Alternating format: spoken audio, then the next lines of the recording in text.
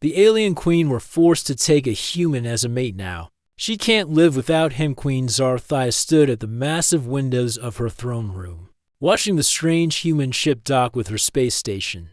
Her silver skin seemed to glow in the starlight, and her tall frame cast long shadows across the polished floor. She had ruled the Vexthari Empire for over 200 years, but today felt different. Today, everything might change. Your Majesty, her advisor Velter approached with careful steps. His voice carried worry.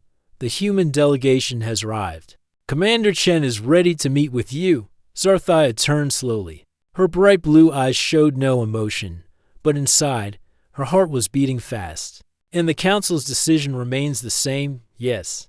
My Queen, the trade agreement with humanity is essential. Our losses in the war with the Corvan Empire left us weak. We need human technology to survive. Velter paused, but the Galactic Accords are clear. Any new species wanting trade rights must offer a bond of trust. The Queen closed her eyes. The ancient law was simple but harsh. The ruler of the stronger species must take a mate from the weaker species. It was supposed to show trust and prevent wars. But it had always been just a ceremony, a political show. The alien mates usually lived in separate quarters and never bothered their royal partners. What do we know about this Commander Chen? She asked. Velter pulled up a holographic display. The image showed a human male with dark hair and kind eyes. He looked strong but not cruel. Marcus Chen, age 38, former military officer. Now a diplomat.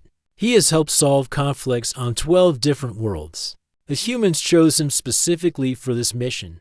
Sci-Fi studied the image. Humans were still a mystery to most of the galaxy. They had appeared only 50 years ago, but they were already changing everything. Their technology was different, their thinking was strange, and they had this odd habit of actually caring about other species. Has he agreed to the bonding ceremony? She asked. Yes, Your Majesty. But Velter hesitated. But what? He asked to speak with you first. Privately. He said he wanted to understand your customs and make sure you were comfortable with the arrangement. This surprised Zarthia into centuries. No potential mate had ever asked for her opinion. They all just went through the ceremony and collected their political benefits. How strange. Very well. Bring him to the small meeting room. In Velter, no guards. If he wanted to harm me, he would have done it already. 20 minutes later, Zarthia entered the meeting room. Commander Chen was standing by the window, looking out at the stars. He turned when she entered, and she was struck by how tall he was for a human. He was not as tall as her people, but he carried himself with quiet confidence. Your Majesty, he said, bowing in the traditional Vexthari manner. His pronunciation was careful but correct. Thank you for meeting with me. You speak our language, she observed. Marcus smiled. I've been studying for 6 months. I wanted to show respect for your culture, though I'm sure my accent is terrible. Zarthia found herself almost smiling back. It is better than most off-worlders manage. Please, sit. They sat across from each other at a simple table. Marcus looked directly at her, which was unusual. Most species found Vexthari eyes uncomfortable to meet. Commander Chen, she began. Formally, you understand what the Galactic Accords require. I do. A bonding ceremony between us, followed by a cohabitation period of at least 1 year. It's meant to create trust between our species and secure the trade agreement. He paused. But I wanted to ask you something first. Yes, do you want this? I mean, really want it? Not as a queen making a political decision, but as a person? The question caught her completely off guard. She stared at him for a long moment. What do you mean? Marcus leaned forward slightly. Look, I know this is about politics and survival for your people. But you're not just a chess piece on a board. You're a living being with feelings. If this arrangement makes you uncomfortable, maybe we can find another way. Zarthia felt something strange in her chest. Was this what humans called compassion? There is no other way, Commander. The Galactic Accords are absolute. Without this trade agreement, my people will not survive the next war. Then we'll do it, Marcus said simply. But I want you to know that I take this seriously. Whatever happens between us, I promise to treat you with respect and honor. You won't just be a political necessity to me. Why? She asked before she could stop herself. Because that's what decent people do, he replied. And because I've read about your people. You survived wars that would have destroyed other species. You've built an empire that has lasted for thousands of years. You deserve better than being treated like a bargaining chip. Sci-Fi felt her bioelectric field fluctuate slightly. This human was saying things no one had ever said to her before. You are not what I expected. Marcus grinned, and she noticed he had very white teeth. What did you expect? Someone who would just go through the ceremony and then ignore me. Someone who would see this as a burden or an opportunity for power. Well, I do see it as an opportunity, Marcus admitted, but not for power, for understanding. Your people and mine are very different, but maybe we can learn from each other. Maybe this forced arrangement could become something real. The queen studied his face.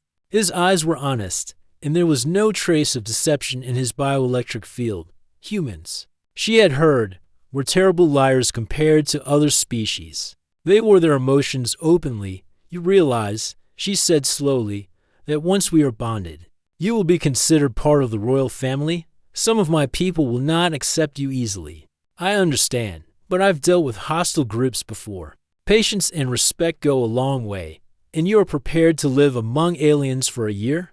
To eat our food, breathe our air, follow our customs, Marcus nodded. I've lived on 17 different worlds in my career. Adaptation is a human specialty. For the first time in decades, Sarthia felt something like hope.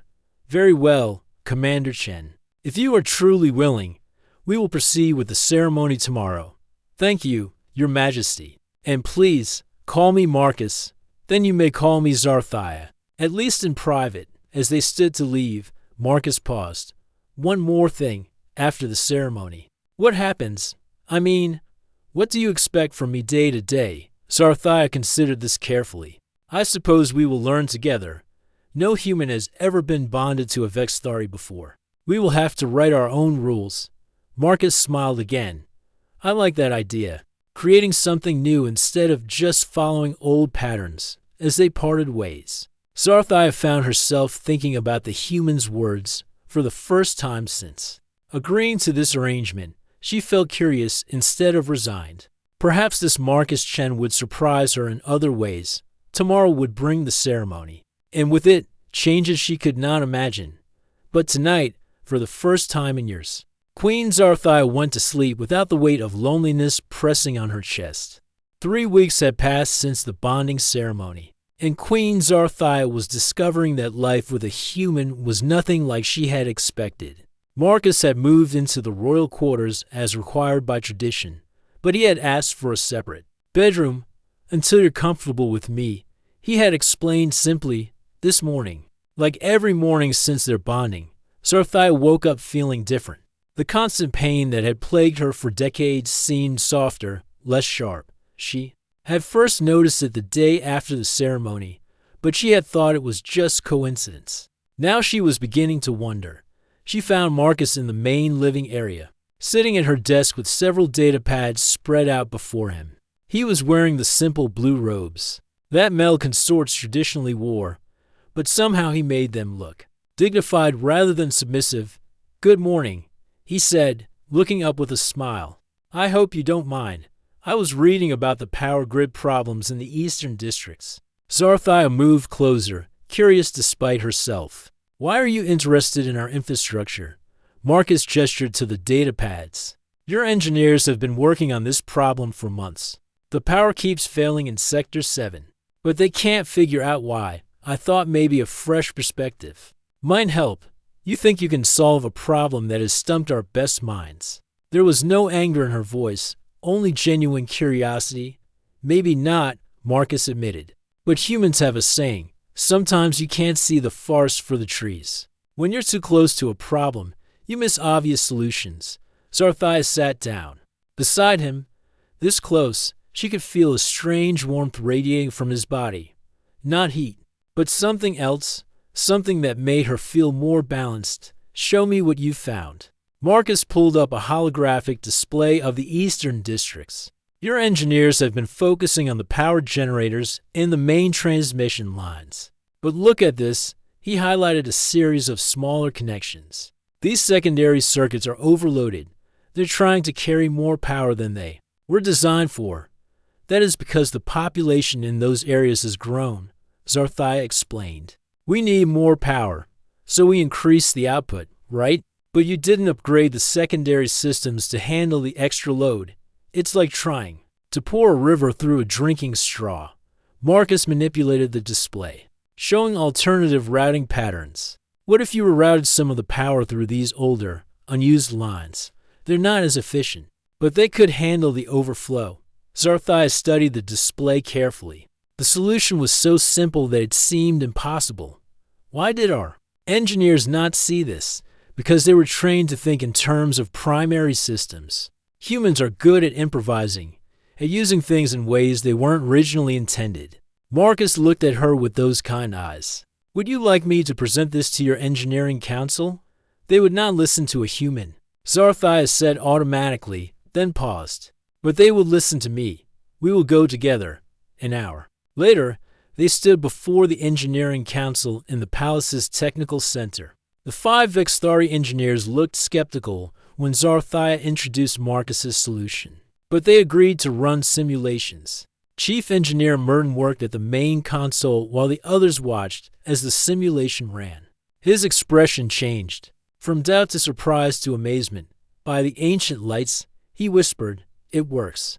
The power distribution stabilizes completely." He turned to Marcus with new respect. "How did you see what we missed?" Marcus shrugged in that casual human way. "Different training, I suppose. Human engineering focuses a lot on redundancy and alternative solutions. We're used to making things work with whatever we have available." "Fascinating," Merton said. "Would you be willing to look at our other infrastructure problems? We have several projects that have been stalled for months." Zarthia felt a warm pride growing in her chest. Commander Chen would be honored to assist if his schedule permits. As they walked back to the royal quarters, Zarthia found herself studying Marcus with new eyes. "You have impressed them greatly. Most off-worlders are dismissed as inferior by our engineers." "Well, I had a good teacher," Marcus said. "You've been patient with all my questions about Vexthari technology. I'm starting to understand how your people think." They paused by one of the large windows overlooking the city. Zarthia watched the afternoon light play across Marcus's face. "You are learning our language remarkably well, even the electromagnetic undertones." Marcus turned to her with surprise. "You can tell, of course. Most aliens never master the undertones. They speak our words but miss half the meaning." She studied him curiously. "How are you doing it?" "I'm not sure," Marcus admitted. "I just listen, really listen, not just to the words, but to the feelings behind them. Humans are very good at reading emotions, even across species barriers." Zarthia felt that strange warmth again, stronger this time. "Is that why I feel?" She stopped, not sure how to explain. "Feel what?" Marcus asked gently. "Different, better. Since you arrived, the pain I have carried for decades has lessened. My bioelectric field feels more stable." She looked at him with wonder. "Is this some human ability?" Marcus's eyes widened.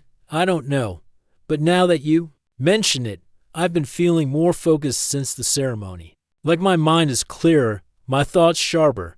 He paused. "Maybe the bonding ceremony did more than we realized." Before Zarthia could respond, Velter approached them quickly. His expression was worried. "Your Majesty, we have a situation. Houses Kefmore and Velstrain are in dispute again. They are threatening to break the peace accords over mining rights in the Theta system." Zarthia sighed. "The 2 houses have been feuding for centuries. Schedule a formal hearing for tomorrow." "We will actually," Marcus interrupted gently. "Might I suggest a different approach?" Both Vexthari looked at him with surprise. Velter's expression was particularly skeptical. "What do you mean?" Zarthia asked. "On Earth, we've learned that formal hearings often make conflicts worse. Both sides get defensive and stop listening to each other. What if we invite the House leaders for an informal dinner instead. Let them speak their concerns in a relaxed setting. Absolutely not, Velter said firmly. These are ancient houses with deep traditions. They would see informal discussion as an insult. But Zarthai was thinking, what else would you suggest, Marcus? Well, instead of focusing on who gets the mining rights, what if we focused on why they both need them?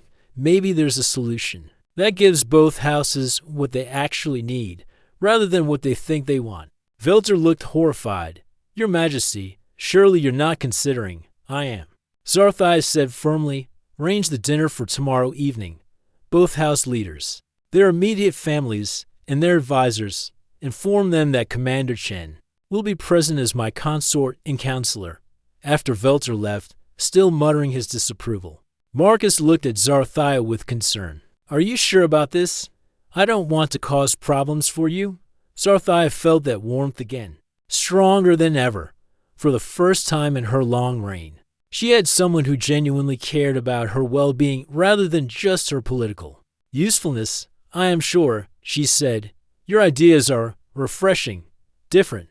Perhaps it is time for different approaches to old problems. As they stood together in the fading light, Zarthia realized that something fundamental had changed. This Marcus, was not just a political necessity anymore. He was becoming something she had never expected to have, a true partner. Tomorrow would test whether his strange human methods could succeed, where traditional Vextari diplomacy had failed. But tonight, for the first time in decades, Queen Zarthia felt hopeful about the future. The dinner had been a success beyond anyone's expectations. Marcus's gentle questions and genuine interest had helped the feuding house leaders discover that they both needed rare minerals, but for completely different purposes. Within 2 hours, they had agreed to joint mining operations that would benefit both families. Even Velter had admitted, quietly, that the humans' methods had worked. But not everyone was pleased with Marcus's growing influence. General Kefter stood in the shadows of the old military complex, watching recordings of the dinner with disgust. Around him, 12 other high-ranking Vextari nodded in agreement as he spoke. Look at this. Kefter spat, pointing at the holographic display. Our queen, the heir of a 1,000-year dynasty, taking advice from an alien, laughing at his jokes, treating him like an equal. The human has been here only 6 weeks, muttered Commander Velenov. Already he changes our customs, our methods. Soon our people will forget what it means to be Vextari. Kefter turned to face the group. His scarred face showed years of military service and fierce pride. The queen has been compromised. This human has done something to her mind. Have you seen how she looks at him? How she listens to his every word? What do you propose? Asked another conspirator. We remove the source of corruption. The human dies. And we find our queen a proper Vextari mate, someone who understands our true nature. The group exchanged glances. This was treason, but they had all seen the changes in their queen. She smiled more now, seemed softer. To their traditional minds, this was weakness. When Velenov asked, tomorrow night, there is a cultural festival in the lower city. The queen will attend with the human. We take him then, during the confusion. Make it look like an accident. Meanwhile, in the royal quarters, Zarthia was experiencing something she had never felt before, worry for another person's safety. Marcus was in the palace library, studying Vextari history, but she found herself thinking about him constantly. The bioelectric connection between them had grown stronger each day. When he was near, she felt balanced and energetic. When he was away for more than a few hours, she began to feel restless and unfocused. It was not just physical. She had grown to depend on his perspective, his calm approach to problems, his ability to make her laugh. She found him surrounded by ancient texts, taking careful notes in his datapad. What are you studying now? She asked, sitting beside him. Marcus looked up with that warm smile that had become so familiar. The history of your people's leadership traditions. I want to understand why some of your advisors seem uncomfortable with my presence. And what have you learned? That Vextari culture values strength and independence above almost everything else. Your people have survived. Because they never showed weakness to enemies. Marcus paused thoughtfully. Some of them probably see our partnership as you becoming dependent on an outsider. Zarthia felt a chill. Do you think I have become weak? No, Marcus said firmly. Taking her hand, I think you've become more complete. There's a difference between weakness and allowing yourself to care about others. The touch of his skin against hers sent that familiar warm energy through her system. She was beginning to understand that this connection was deeper than either of them had realized. Marcus, she began, then stopped. How could she explain that she was beginning to love him? That the thought of losing him made her chest tight. With fear. What is it? He asked gently, before she could answer. Alarms began blaring throughout the palace. Emergency lights flashed, and they could hear guards running in the corridors. Vilter burst into the library, his face pale. Your Majesty, we have detected a conspiracy against the crown. General Kefter and several military commanders have planned an attack against me. Zarthia stood quickly against Commander Chen. Vilter said grimly, they plan to eliminate him and force you to choose a Vexthari mate. Marcus was already standing, his military training evident in his alert posture. How much time do we have? They plan to strike tomorrow night, but our intelligence suggests they may move sooner now that we know of their plans. Zarthia felt rage building in her chest. How dare they threaten her chosen mate? Arrest them all. Immediately. My queen, Vilter said carefully. General Kefter has significant support among the traditional military factions. If we move too quickly, it could trigger a larger rebellion. Marcus placed a calming hand on Zarthia's arm. What if we let them make their move, but we're ready for them? Both Vexthari stared at him. You want to use yourself as bait? Zarthia asked, horrified. It's the best way to expose all the conspirators at once. If we arrest Kefter now, we might miss others who are involved. Marcus looked at her seriously. But I'll need your help to make it work. Absolutely not, Zarthia said firmly. I will not risk your life. You won't be risking it. You'll be protecting it. Marcus turned to Vilter. How many guards do you have that you trust completely? 20, maybe 25, Vilter replied reluctantly. That's enough. Here's what we do. The next evening, the cultural festival proceeded as planned. Marcus walked through the crowded streets with a small guard detail, exactly as expected. But hidden among the festival-goers were Vilter's most trusted soldiers and Zarthia herself. Disguised in common clothes, when Kefter's men made their move, surrounding Marcus in a quiet alley, they found themselves outnumbered and outmaneuvered. But Marcus surprised everyone by doing something completely unexpected. Instead of fighting or trying to escape, he sat down on a nearby crate and looked at his captors with genuine curiosity. General Kefter, I presume, he said calmly, I've read about your military service. Very impressive record. Kefter, who had been prepared for fear or anger, was caught off balance. You should be afraid. Human. Why? Because you plan to kill me, Marcus shrugged. Death comes to everyone eventually. But I'm curious, what do you think will happen to your queen if you succeed? She will return to proper Vexthari ways, Kefter replied, but his voice was less certain. Will she? Or will she spend the rest of her very long life mourning someone she cared about? Will that make her stronger? Do you think? One of the younger soldiers shifted uncomfortably. General, perhaps we should silence, Kefter snapped. But Marcus's calm questions were having an effect on the group. I've been studying your history. Marcus continued conversationally. Queen Zarthia has ruled for 2 centuries with wisdom and strength. In all that time, have you ever seen her truly happy until recently? Several of the soldiers exchanged glances. They had all noticed the change in their queen. You speak of corruption, Marcus said gently. But what if what you're seeing isn't weakness? What if it's growth? What if your queen is becoming not less than she was, but more?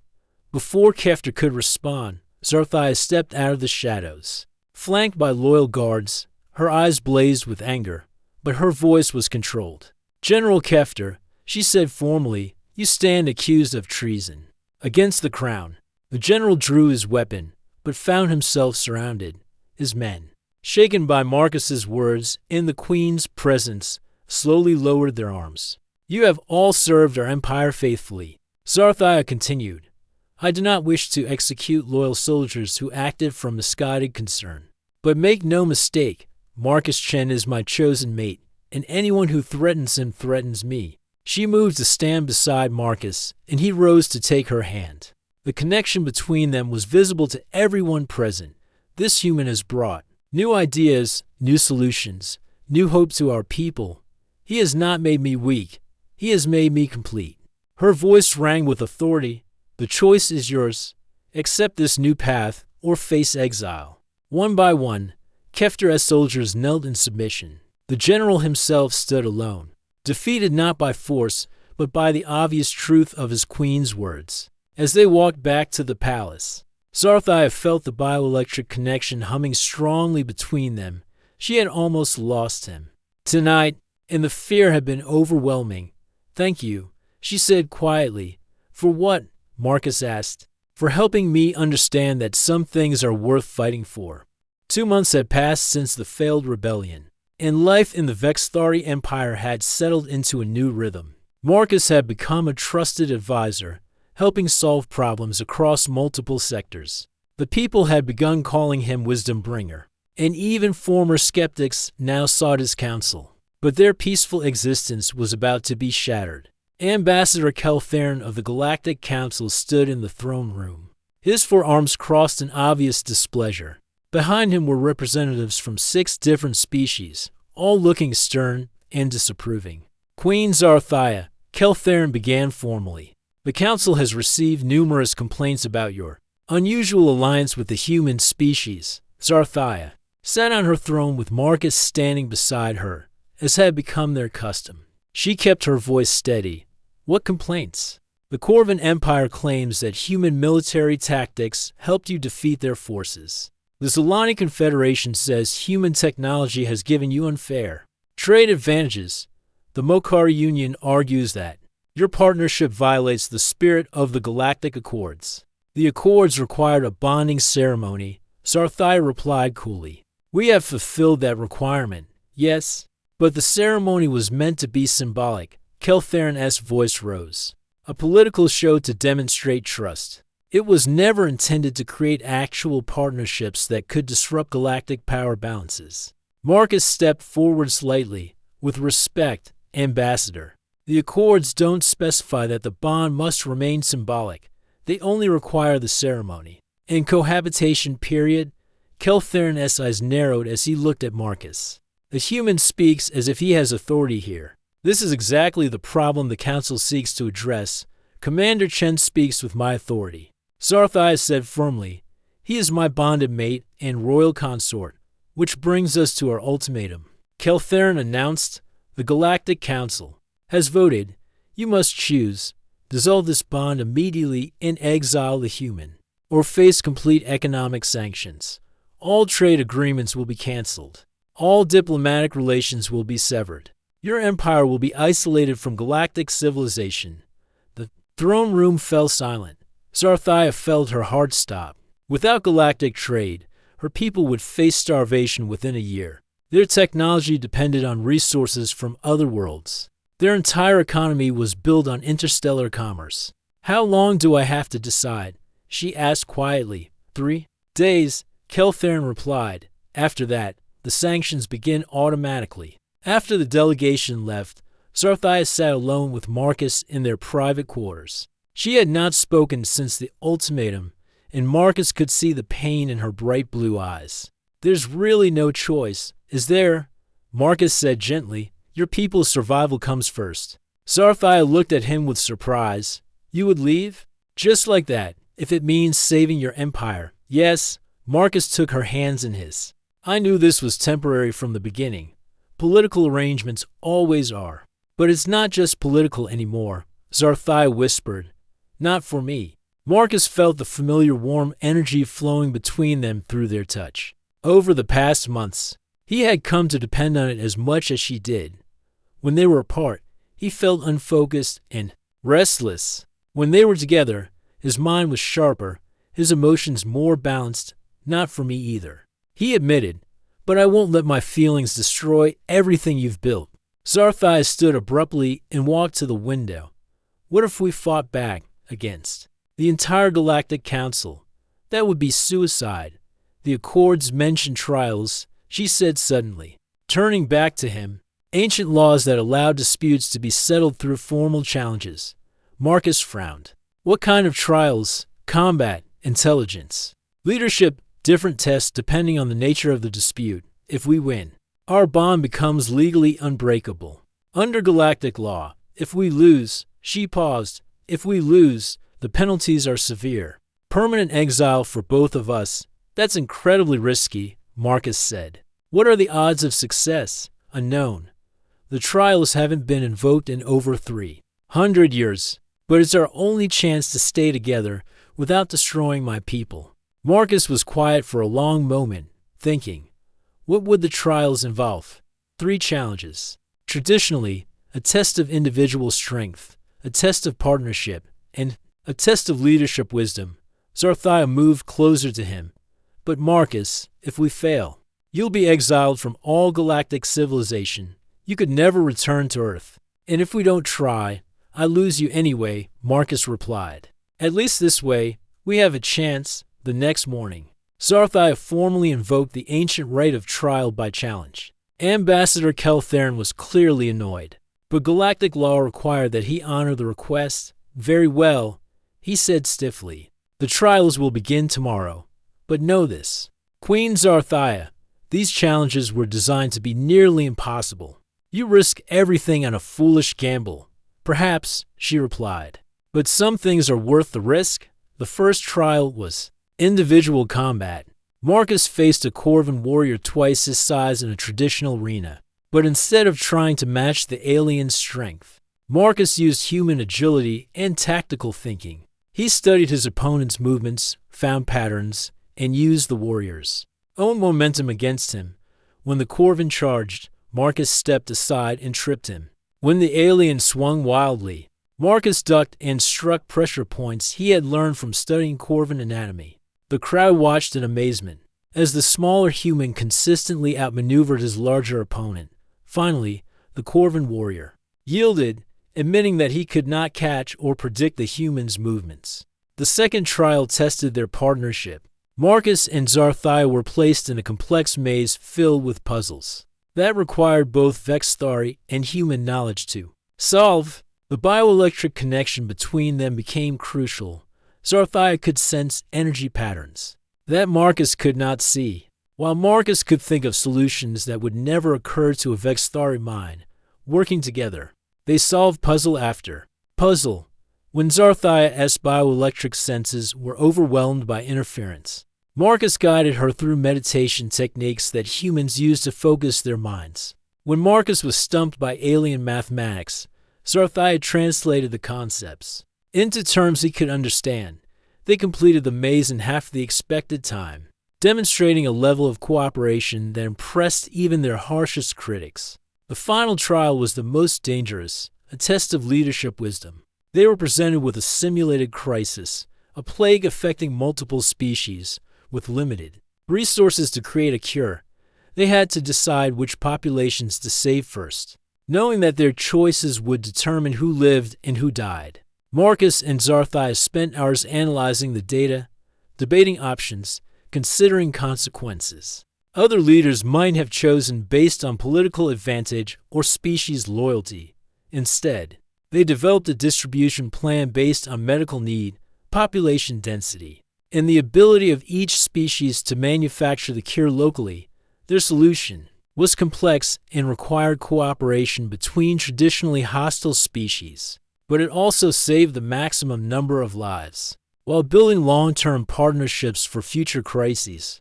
When they presented their plan, even Ambassador Kelthern seemed impressed despite himself. The trials are complete, he announced formally. Queen Zarthai and Commander Chen have succeeded in all 3 challenges. But his expression was troubled. However, there's something else. During the partnership trial, our sensors detected unusual bioelectric readings. This suggests that your bond may be more than ceremonial. It may be genuinely symbiotic. Zarthai and Marcus exchanged glances. They had suspected as much. But hearing it confirmed was startling. If this is true, Keltherin continued, then separating you could cause serious harm to both parties.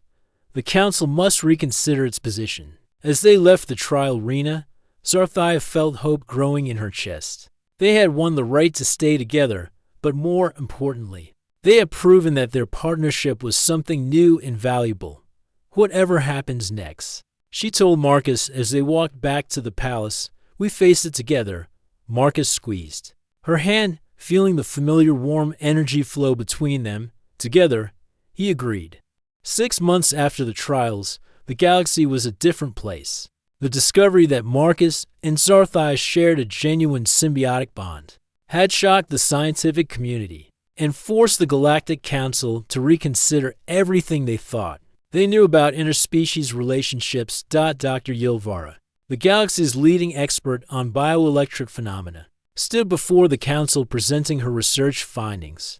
Her data screen showed complex charts and energy patterns that had never been documented before. The bond between Queen Zarthia and Commander Chen is unprecedented, she explained. It appears that certain human neural frequencies can harmonize with Vexthari bioelectric fields, creating a mutually beneficial connection. The human gains enhanced cognitive function and faster healing.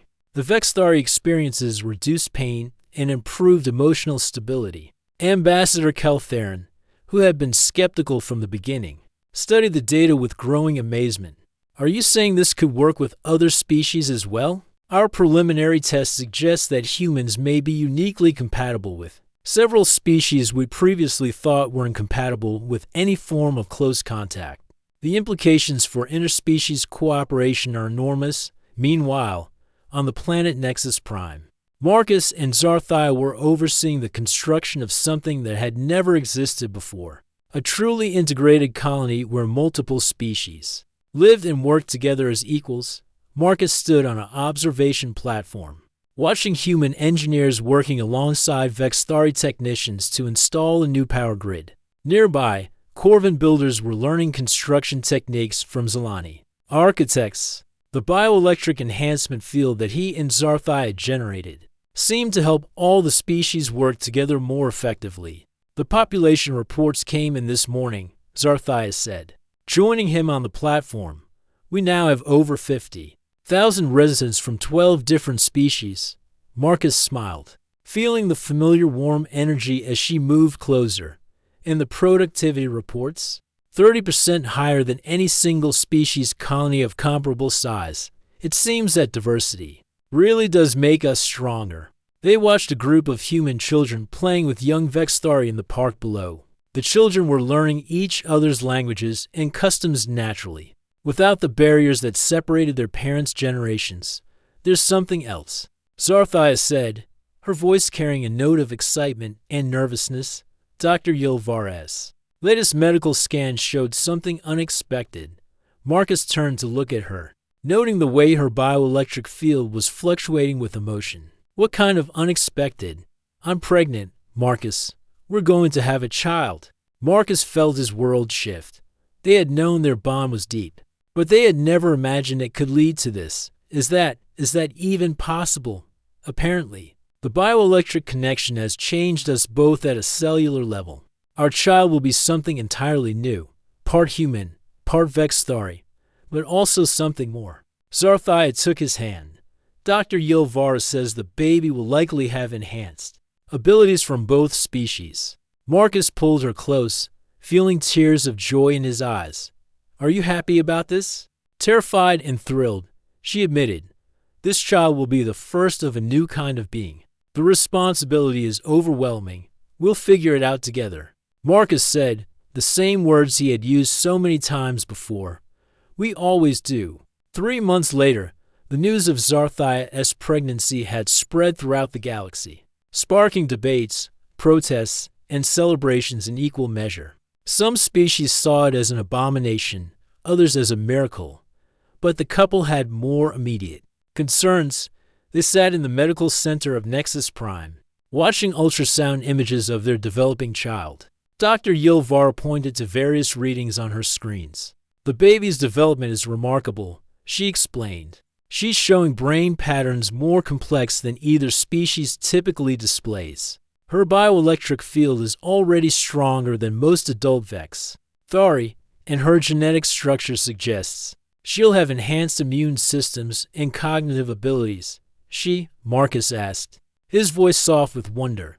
Yes, a girl, and if our projections are correct, she'll live much longer than either parent species, possibly over 500 years. Zarthia placed her hand on her growing belly. 5 centuries to see how the galaxy changes. She'll witness things we can't even imagine. As they left the medical center, they found a crowd waiting outside. Representatives from dozens of species had come to Nexus Prime, some to protest, others to study, still others simply to witness history in the making. Marcus noticed a group of young beings from various species holding signs that read the future is together in unity through diversity. Look at that, he said, pointing to the young protesters. A new generation that sees cooperation instead of competition. Perhaps our daughter won't be as alone as we thought, Zarthia replied. 6 weeks later, Princess Zera Chentia was born in the early hours of a Nexus Prime morning. She emerged with her mother's silver skin but her father's dark hair, and eyes that seemed to shift between blue and brown depending on the light. The moment she was placed in Marcus's arms, he felt a new kind of connection. Not just the bioelectric bond he shared with Zarthia, but something deeper. The baby looked at him with ancient wisdom in her young eyes, as if she understood her unique place in galactic history. Hello, little one, he whispered. Welcome to a very complicated universe. Zera reached up with tiny fingers and touched his face. In that moment, Marcus felt a surge of energy unlike anything he had experienced before. It was as if the baby was already enhancing the bond between her parents. Zarthia, exhausted but radiant, watched her family with deep contentment. She's perfect. She's going to change everything, Marcus said softly, and she did. Within days of Zera's birth, reports began coming in from across the galaxy. Species that had been isolated for centuries were requesting diplomatic contact.